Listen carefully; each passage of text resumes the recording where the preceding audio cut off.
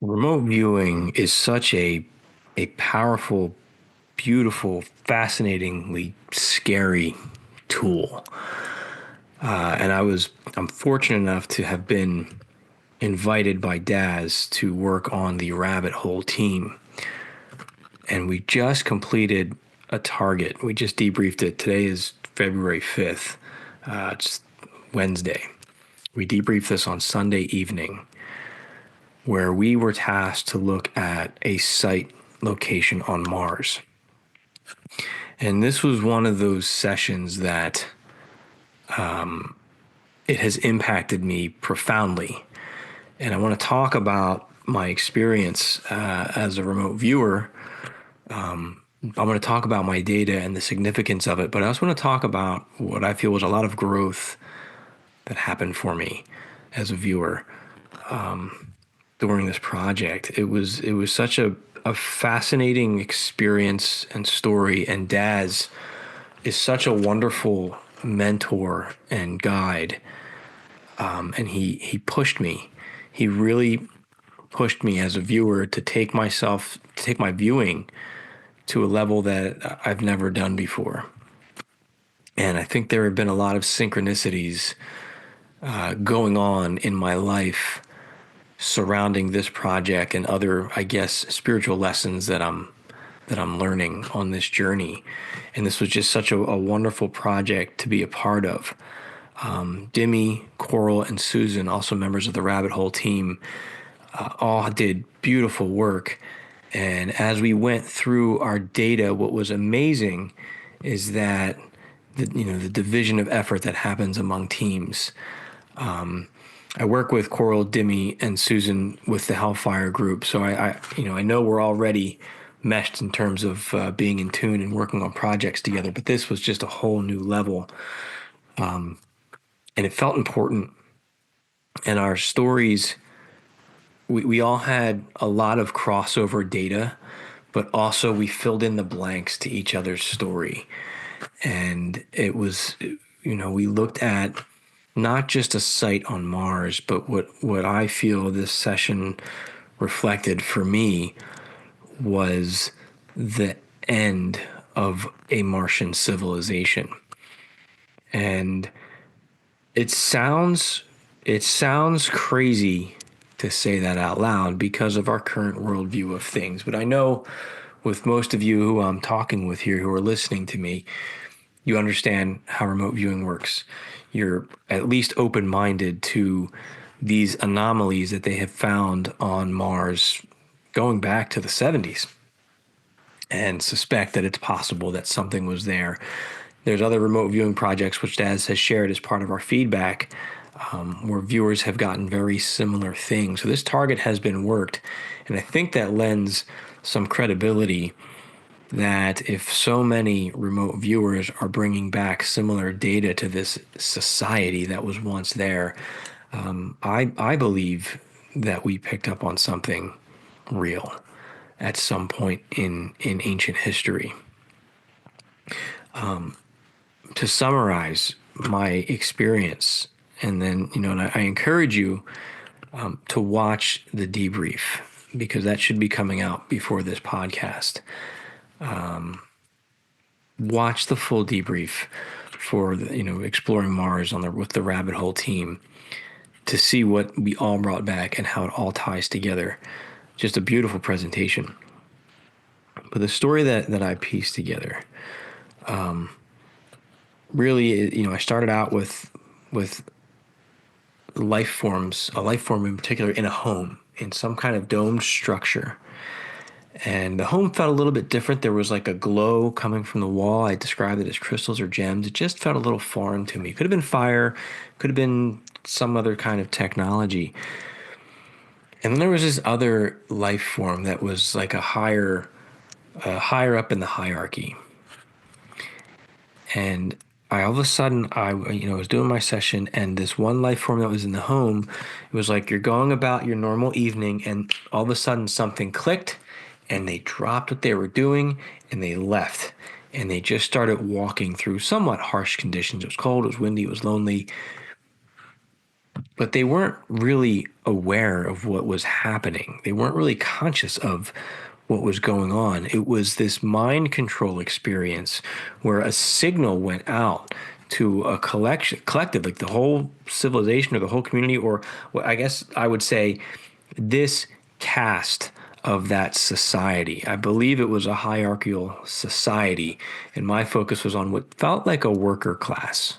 And then there was this higher end that was kind of manipulating and controlling, it seemed telepathically. So this signal goes out, and these people, particularly I was following a woman's journey, and she just walked and walked and walked. And then collectively, they come to this location where there was this beautiful waterfall. And at the sound of the waterfall, the signal started to dissipate. And it was like, I described them as like zombies just walking aimlessly, but they were going to a particular destination. And when they got there, there was this stone doorway and there was this technological feel, but the technology was really strange. It was really because there were no moving parts. The stones moved, the energy flowed through everything, but there were no moving parts to this technology. And I felt it was as if it was an advanced form of tech through natural means. They had harnessed the natural energy of the planet and found a way to manipulate and influence it. So to the person who doesn't recognize the tech, it looks like just rocks on Mars. But there was some kind of technological, energetic interface with these people. And this door opened, and I was getting these visions of, if you've ever seen, because I saw this strange writing on the door as well. It reminded me of that scene from Lord of the Rings when they go down to the dwarf city and they have to go underground, and they're looking at the writing in Elvish, and it's glowing white, and it said "Speak, friend, and enter." And they said, "What's the Elvish word for friend?" And Gandalf says "Melnock," and the door opens, and then they're able to enter into this underground dwarf city. And that was the experience I was having. Like something in this technology recognized these people, and it was the right time, and it opened up. And as they went into this cave, to the left was like a temple, a shrine. There were steps going up and these tall pillars. And again, this energy, this technology was running through it. And behind it was a stone wall, but it was another hidden door. And as they walked through these pillars were scanning these people. It triggered this door to open, and the staircase spiraled down. And what I found down there was like a fallout shelter. And it was, one section was like the living quarters, and then the other section was these tunnels and these caves and this vast network of just connecting tunnels. But they were looking for ancient tech. So these people were already ancient, and they were looking for tech that was even older. Some of them were, because they believed that whatever they would find down there was going to give them a shot and help them survive. So it was this fascinating story. And when I looked at what caused this, I got this giant meteor, this giant comet or asteroid, I don't know which one it was, but this giant impact that just hit. And I got the impression that the site of the impact was not anywhere near, it might have been on the other side of the planet, but it was nowhere near where the site was that I was exploring for this session, but it was a planet killer. It was an extinction level event, and I just got this reverberating impact with high dust, high winds, like the particulates were just flying through the air so fast, like grains of sand, as they talk about in these situations. It would rip right through you, it would kill you, no matter where you were on the planet. It caused this tumultuous storm, so these people had to go underground. And it was and they felt different. Energetically, their emotions were different than human emotions. They experienced them, but not the way we experience emotion. And they felt like just a beautiful race of people. And I remember one point I was trying to sketch this woman or this girl, and I had this depiction of like a high forehead, very thin, stringy hair, and large eyes. And the eyes were kind of bluish. And I drew what looked like a gray with blue eyes and stringy hair. And that's not what she looked like. But at the same time, I got this glimpse of the Martian girl from Total Recall. Here, I'll share my screen. I'll show you my shots here. But I got the glimpse of that girl from Total Recall. I didn't write that down, but I think it's important to note. So this is the girl this here is the girl from Total Recall. So that's who I saw in my mind. Now, what's interesting is that Total Recall, this girl was a Martian. This part took place on Mars, and she was a mutant because of, whatever's going on the planet there at the time of the movie. But what I sketched looked a little bit different. And let me pull up my sketch for you here. Okay. I think it was session two, maybe not. It was a little bit different, and so I'm not a great artist here, but I was trying my best to capture because Daz was really pushing me here on this. Let me see. Is this it? No, maybe it's session three. So I really gave it my best effort, and I think that's what caused the Martian girl from the movie Total Recall's face to pop up too, as it just gave me an indicator of, hey, this is happening on Mars. I don't think I've ever called target before. Here she is. I don't think I've ever called target. So that's who I was trying to draw, but it doesn't really look much like the other girl. The eyes is what's really messed up, but she was this beautiful, and her skin was more pale than the Martian girl from the movie. But she had this very pale, fair skin, and she was beautiful. It wasn't this grotesque, different looking alien creature. She looked different. You could tell she wasn't human, but she was really just graceful and beautiful and sad. There was such a sadness, and when you think about why, I mean, you can see it right here. I mean, look at this. This is the impact sketch that I drew here of this giant comet coming down. I had a lot of emotional reactions to this target. I did, I think, 5 sessions on this, and Daz, the first session I submitted, I felt pretty good about it, and then Daz came back with a whole list of suggestions of ways to further explore the target. And I've been working with Daz my whole remote viewing career. He's my mentor, he's my teacher, and he's never given me movements like this. So, I'll read it. Your first IAB has life, structure, object. You went pretty in depth into the life. Can you also do the same for the other just gestalts, structure, and object? Describe in full. Also, page 5, observation sketch. And like a giant stone pillar, again, details and sketch this data more in depth. Yeah, so that was for my session two. And he wrote a little bit more in a paragraph, basically, like, I'm really pushing you on this one, Dennis. And this is what, Edward has talked to me about this from the first time I interviewed him. And he says, remote viewing, it'll chew you up and spit you out. And, you gotta put your ego in check, and you're gonna go through your ego. It was hard to read that, like everything Daz wrote in that first email for me. And it wasn't critical. He wasn't saying, Dennis, you did a bad job, but it was like, I want so much more than you just gave me. And so I had to process that for a day, feeling like I was just an awful viewer. And then I came to realize that no, what's happening is Daz is pushing me to grow. And every session I submitted, I was like, yeah, I did good on this one. He came back with more and more points he wanted me to clarify and expand on. He would tell me, oh, well, you drew a sketch there, but your sketch was small. Make it bigger. Give me dimensions. How big is it? What's it made of? Use your S2, and like just really pushing me with stuff to really, expand it. And at the same time, this is happening. I was listening to podcasts. I listened to Joe McMoneagle. I heard Joe McMoneagle talk about Mars probably 2 weeks before I started this project. But I listened to him talk about his remote viewing experience. And I listened to Skip Atwater's conversation on the Sean Ryan show. And I'm in the process of reading Skip Atwater's book. I just did a podcast about this on my own platform, talking about Skip's work. And he's talking about this. What's the name of his book? I have it right here. It's about this divine guidance in his life. I was really taken by it because you know how sometimes these things come to you at a time in your life. It's called Captain of My Ship, Master of My Soul by Skip Atwater. Great book, but he's talking about really the synchronicities in his life, how he was always intuitive and had this gift, but how, he'd go through these different experiences, which ultimately led him to doing the amazing things that he did with Stargate and beyond, and how every experience really served a purpose preparing him, or he felt like, oh, my life just got redirected and I wasn't supposed to go in this direction, and all of a sudden it's exactly where he needed to be in terms of, and they're talking about remote viewing and the things that he was trying to do when he thought he was going to get that at the Pentagon, and last minute he got retasked somewhere else.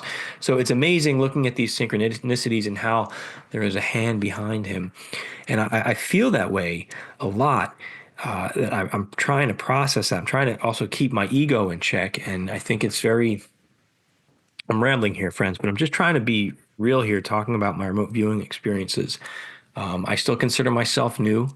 I am by no means qualified to teach remote viewing. So please just take this as an experience, and take what you value, and move on. But I'm fortunate enough to now call my friends some of the best remote viewers in the world, and I have the opportunity to just sit and observe and listen and ask questions, and I've been doing that for the last 5 or 6 years, working so closely with the team. I digress here, but as I'm going through this process, I'm reading this book. I've interviewed so many wonderful remote viewers on this show here with so many different styles and approaches and philosophies. Even Daz, Dick, Edward, Naeem, Derek, they all have their own style and their own approach. Even within, HRVG is very strict like Daz. He trained me in CRV, and then we moved to flow, and then Edward's got his own method that's a combination of everything he's experienced over the years. And they all work wonderful, and every one of them brings data in a different way, and they present it, and it's such a beautiful experience. So I have all this stuff going through my mind. I'm reading this book, and as I'm going through this and Daz is pushing me, I decided to let go of my anxiety over being wrong. And I noticed I stepped into a flow that felt very similar to when I write a book. Now, when I write a book, especially if it's a book that's spiritual in nature, as I'm trying to process things, I'm reminded of musicians like Michael Jackson when someone asks him, like, where's that come from? And he's like, it comes from above. He pointed up saying it comes from somewhere else, and he's channeling it. I stepped into that flow for parts of this session. So I drew this sketch of this underground chamber, this underground fallout shelter. And Daz is like, how many levels is it? How deep is it? And to describe it and sketch it out. And I was, after reading, Skip Atwater's, some of his book, and listening to how Joe McMoneagle used to do things, and talking about other viewers, how they would just be able to go out, and Ingo's work, and they just would go explore. So I just let my mind or my consciousness or my awareness just explore. And I was able to visualize and really get glimpses as I'm now trying to walk through this structure. And I didn't know, am I just telling a story? I'm a creative writer. So am I just coming up with a random story because this feels like my process of writing? But then when I got the feedback and I looked at the sketches and the descriptions of Coral, Susan, and Dimmy, they had very similar things. Underground structures. Someone else drew a staircase going down, multi-thread. I think I labeled it as 3 to 5 levels. I think they had something like 3 or 4 levels going down. We all told the same story. So my process, I think I really, we have another target that's in play now. So I'll see how it goes. Well, sometimes you do great, and the next target you do terribly. But I want to get into that flow state again, where I feel like I'm just there and I can just go explore it. There was a level of anxiety for me that was gone. That's usually there, where I'm trying to, I don't force it anymore, but it's like, you have that performance anxiety, and you want to make sure you're feeling the right signal and everything. And that just wasn't there at all. It was just such an open session. And I know we can say, it's a woo target right now. We don't have feedback on it. And I 100% acknowledge that. And I could be just making this up. But I do think that it's significant at a minimum. Whether or not we remote viewed the target or not, we all pulled back corroborating data, which to me tells me at least there was some kind of intuitive, psychic, or telepathic connection happening. I want to believe that someday, I put a plea out to Elon that we will get feedback, and he will find this structure and be able to fill in the blanks for us. But it was other things, like I described this altar and how it was made, and then I labeled it as, of being made of something like obsidian. And then Susan described what she called a coffin, and which was very similar dimensions to the altar I described, and she labeled it as being made of something like obsidian. So it's tiny details like that that are in common, that are so random, that leads me to think that we really did tap into something significant. But at the same time, when I finished this session 2 weeks ago. It'll be 2 weeks ago this weekend. I deal with seasonal depression. I deal with anxiety. I go up and down with my depression, and I was in a really bad depression. And I think part of it was tied to this project. At seeing that impact, at seeing that woman sitting in that bunker so lonely, they didn't make it. They died in there. And that's not saying the whole civilization did, but the beings that I was looking at, it just seemed like a slow death. Not necessarily painful, it just was lonely and sad. And I carried that with me. And, it's weird is simultaneously as I'm working on this, I'm writing another book, a work of fiction, but I was on a chapter. This is a theme throughout the book, but I was working on like the bulk of that part of the story about an asteroid impact in the story I'm writing at the same time that I'm doing this Mars target. And then when I finished my final session, I was feeling really depressed. I literally just went and laid in bed all day and was watching movies. And one of the movies I watched was a movie called Greenland. And Greenland is a movie about an asteroid, a planet-killing asteroid, an extinction level event, and these people trying to race to get to a bunker to survive. And as they're at the end of the movie, as the big things are happening, I'm crying.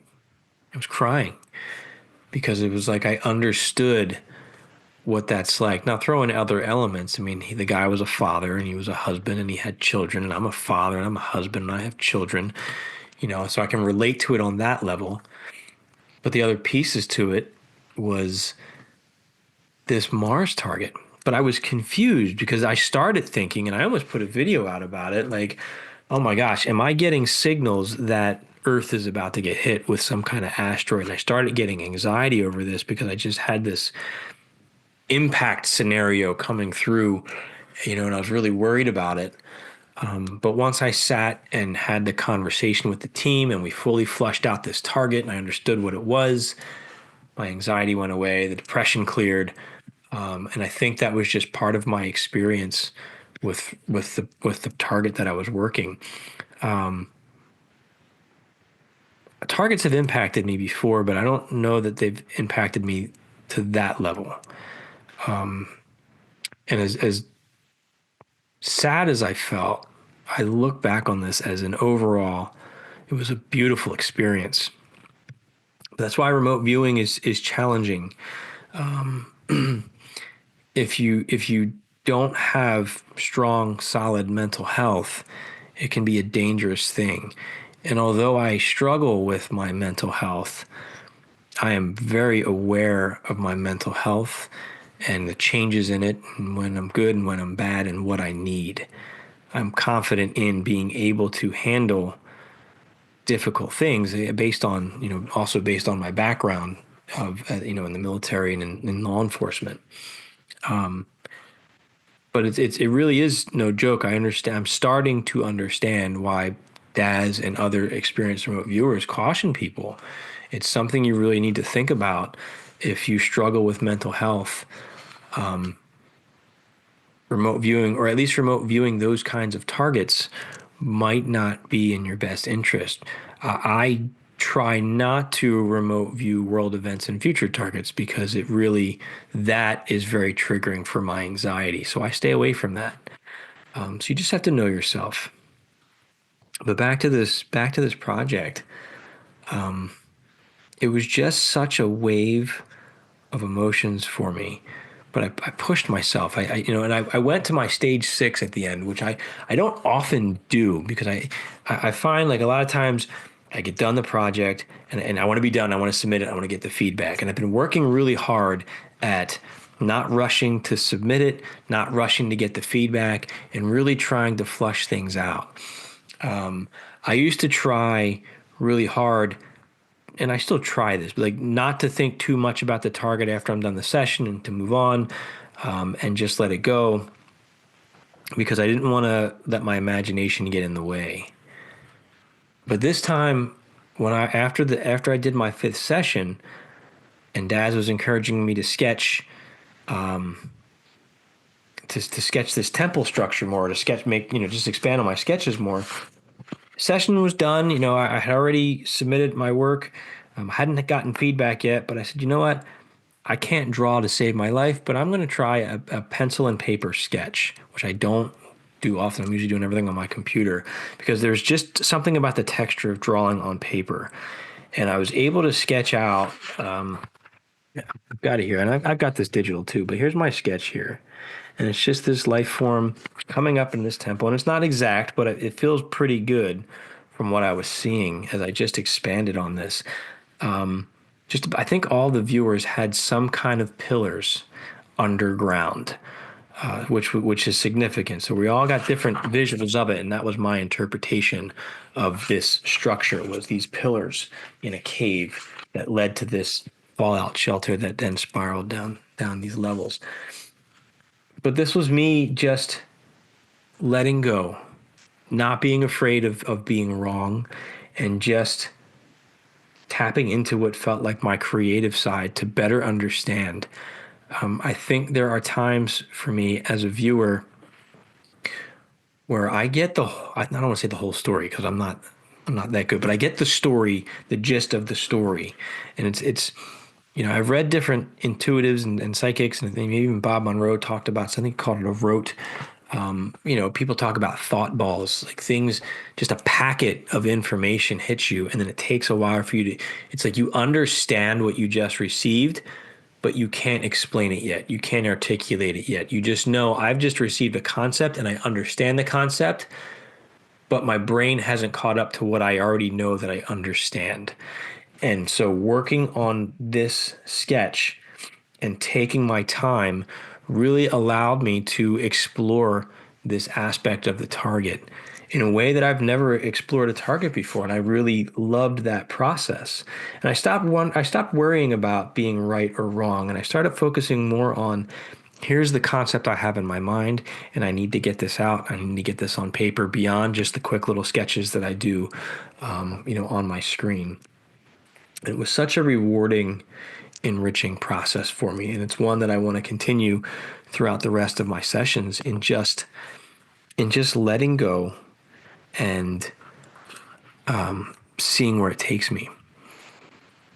I want to be cautious for anybody who's, as new as me or newer. And again, I'm not in a position to teach or even give anybody advice in remote viewing. But from what my mentors tell me, obviously remote viewing has a structure for a reason. And, what Edward told me, and this has always stuck with me, he's like, first you learn how to remote view, and then you learn how you remote view. And I feel that I'm starting to step into that process of now I'm learning how I remote view, which takes some exploration and experimentation. I try different things. I try different approaches. I explore different feelings, and I'm really enjoying that. And sometimes it's a miss. It doesn't work. And other times, I explore a different feeling and it leads me in an avenue that's pleasing to me. But I say that because, I think we need to be either cautious might not be the word, but reflective on if we're exploring these other opportunities in our sessions. We need to pay attention to the feedback that we get, because especially with an esoteric or a woo target, it is very easy to go off and tell some fantastic story. And that's entertaining and it might be accurate. But are you on target, or are you tapping in your imagination? And I'm not interested in well, for the purposes of remote viewing, I'm not interested in just telling a story. I'm interested in having an authentic experience, but I'm trying to find the best way to do that, to enhance that experience. But speaking of those information downloads that we get, I felt compelled, I just didn't have the time to actually start writing as if was writing another book, because I got this whole concept of what had happened. And I actually did. I started after the debrief because I was so taken by the session and the feedback and everything. I started writing this story. I don't know if I'm going to do anything with it. I would like to eventually put it out there and publish it, maybe as an addendum to this project. As a work of fiction, because this was just such a powerful story for me. And I have to wonder, and this, maybe this is my ego, maybe I'm in esoteric land right now. That's okay because I'm exploring this. I'm trying to explore this spiritual journey here. I value my opportunities to have conversations with Edward. I'm here because of Edward and my first conversation with him. I find some of the threads he pulls resonate with me so strongly with my own personal journey. I find that he brings back information that I need in my own quest. And I've interviewed him about, and I just reviewed this about he did a Mars target and he did a Rapture target. On his Mars target, him and I were talking about how important this planet and this type of data felt. And he suspected maybe he's unpacking. I don't want to speak for him, but if you go watch the podcast, which is available on our website, he talks about, how, if we're going to go in esoteric world and step out of what's validating, maybe this does tie into some kind of past memory. It feels wonderful to explore that connection, that spirituality. I do feel drawn to this story. His rapture session talked about, basically, if I'm interpreting it correctly, Mars consciousness and Earth consciousness being on this planet and in conflict, not in the sense of like we're warring with each other, but maybe in the sense of like somehow some of that consciousness ended up here and it creates this disharmony. And his rapture data suggested that they separate and maybe the Mars consciousness goes home as a possibility. And I have to go back and watch the Rapture stuff as well, and watch that interview tape, so don't quote me quoting him right now, but that's a good starting point. But that resonated with me in like, okay, well, he did the Mars target, and the Mars target told him a very similar story for him of this high honorable society that went underground and they didn't survive either. And then he's got this Rapture target, which all of a sudden he's getting Mars data on that. Like, that's weird.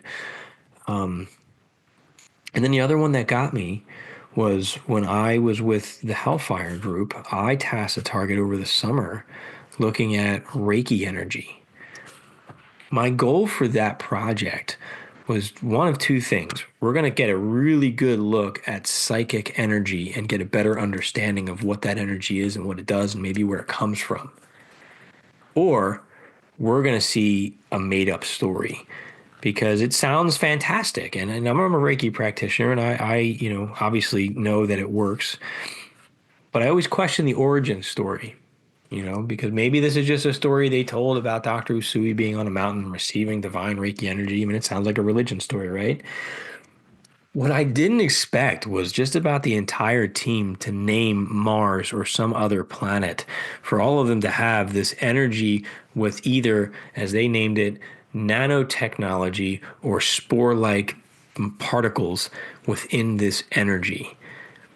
So what it sounded like was that there was some kind of energy coming from Mars that was somehow tied into Reiki energy here. And what's interesting about it, What's interesting about this energy and having a description of spores or nanotech is in Demi's session, one of the things she drew was this plant life that looked a lot like mushroom life on Mars. And, if you've read the works of Terence McKenna, he talks a lot about mushroom intelligence. And there's, I think, through his work about the spores, because they can survive in space, hurtling themselves through space and landing on planets, interacting with different consciousness and learning, and then disseminating its knowledge and acquiring more knowledge as it just continues to go and learn. And one of the things we had in the session was this is where we had this division of effort where Demi had this like mushroom type of thing, and I had this energy that flowed through their structures, and it wasn't mechanical, but it was natural. And then I was started thinking about like, well, you've got these mushrooms, and mushrooms have these vast networks of mycelium. Is energy communicating through these mushrooms through the ground into the whatever tech they had? Is there some kind of connection there? Plus the spores and all that. So maybe I'm just piecing all these random things together, which is highly possible. So at a minimum, I think it's entertaining. But then I have to wonder, what if we are telling an important story? And I say that with, I promise, without ego, but with just a sense of awe and wonder and curiosity. We didn't get into did some of them go off world, but if they did, it would make sense, right? If these Martians were 7 to 12 feet tall, could they account for the giants on the planet? Did they come down and bestow knowledge to the human species that was here at the time? Did they interbreed with the human species and create the Nephilim? Do those stories connect? Maybe not. Maybe they don't connect. But what if there's a connection there? I can't shake the feeling I have of how important this session feels to me. It was harder to go to work this week. And I love my job. I believe in my job. I work with kids, and I work, in a school, and I feel like I'm doing good, valuable work, but there's aspects of your job that are mundane or frustrating. But even with, the job I have, I was sitting there going, and this is maybe part of this is my ego. I was sitting at work saying, like, I just worked with a team of remote viewers, and we explored the end of an incredibly beautiful civilization. We watched an entire civilization's demise. And now I'm sitting here answering emails. And it was one of those moments where it was like, am I making the best of my life right now? Especially because like the country's facing some big questions and big challenges. And I think this is an impact of certain targets, why we have to really be careful when we're getting into targets like this. And I'm okay. But targets like this can really change your perspective in things. And it's going to take me a while to process the power of this experience for me. And I have learned, having been podcasting for, I don't know, probably close to 10 years now, having this conversation, talking to all of you is part of my process. The debrief, and for having that debrief helps me close the loop with the remote viewing. But on targets that are bigger like this, I need to get behind the camera and the microphone, and I need to just talk through everything I'm feeling, because that helps me better understand my own feelings, the significance of the data, and any connections that I might need to make. It's a good first step for a good, close to a final step, not a first step. It's not my last step. So I found that for me, writing and podcasting take me beyond the session. even after feedback. So, and I think that's something we need to recognize too with remote viewing. And these are just my thoughts because see a lot of people debating about a lot of things. If you're, you know, if we need to ask ourselves, why are we doing this? If you're looking for accurate, verifiable data, then double blind with feedback is the way to go. That doesn't mean that after that experience, we can't continue to work through things. That doesn't mean that now I'm going to write a book of fiction. That doesn't mean that we're going to take that and say, here's the Holy Gospel of Dennis about the Martian civilization. But it does help me to understand the concepts that came through so strongly for me in this particular remote viewing experience. And I think it's important for us to find ways to recognize what we're feeling as we go through targets like this and how we're processing that in a healthy way. I had my day in bed where I was depressed, but I worked through that. And I think a big piece of that is working with a team or a group of people who you can share these feelings with. It was an emotional conversation with all of us. And even Daz acknowledged, he said, once you look at this type of target, you're hooked. You just want to know more and you want to keep pursuing this. And he's right. This feels like part of my lifelong journey in trying to understand who are we, where do we come from, what's our greater purpose, how does this further define our reality. So I'm thankful. I'm thankful for the viewers that I work with. I'm very thankful for Daz. Daz is such a wise, caring, giving soul who just loves remote viewing and the remote viewing community. And he's been so incredibly supportive of me and my journey, not just with training, not just with advice, but with opportunities. And that means the world. It means the world to go from a guy in my basement reading about remote viewing one day to now have this opportunity. And it's not something I take for granted, to get to explore things at this level and then to be able to share my experience with all of you. So if you're still listening to me, I greatly appreciate you listening to me really just work through and process this experience that I had. What was one of the other things that was powerful was that mind control aspect where you had this leadership cast. It was just one individual where he sent that signal out. And I felt that was a tough decision for him. Almost like it was a no-win situation, and he had to do something that he knew was misleading or unethical, but also for a greater good. And maybe the unethical part was like taking control of their minds and marching them ultimately to a bunker where they would all ultimately die. But the alternative was they were going to stay on the surface and die.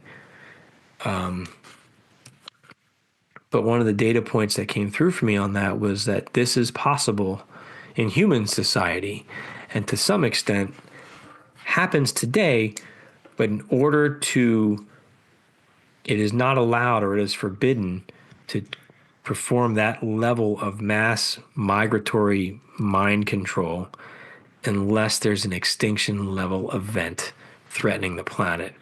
I got the sense that if we were going to get hit with an asteroid that was going to wipe everybody out, we'd be up and being moved. Now, the other piece to that is what I also wondered is this mind control, or did a signal go out like a text alert, your planet's about to die, and now everybody's just shell-shocked and trauma has kicked in? Because that is possible too with what I was experiencing. So the woo level is this could have been this mind control thing, but it also could have just been like we get a text and oh my gosh, try to wrap your mind around the fact that everything's about to be dead and you're going to go try to get into a bunker right now where you probably will maybe live a couple years and that's it. So I don't know, but it was a lot to process. I feel like I'm just rambling now. but it was a beautiful project, and I'm thankful for it. So I certainly welcome your comments, your feedback, your experience, any other resources you have that may shed some more light on this project.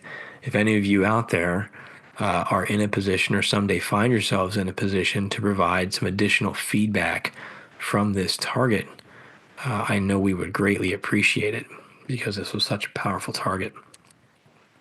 So again, I'd like to thank you for listening to my journey and to my experience and to my ramblings.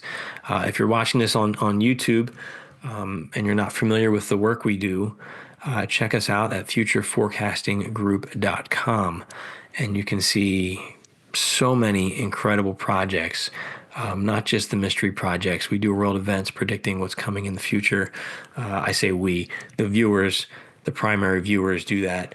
They look at cryptocurrency and the changing economy and the political structure and like just everything and trying to give us a better understanding of this changing landscape, to give us a glimpse of what we might expect so we can better prepare for what's ahead. And it's been a powerful journey going through this with the team, and I'm thankful for it. So again, I'd love to hear your thoughts. Thank you for watching. On behalf of the Future Forecasting Group, Dennis Nappy II, thanks for watching.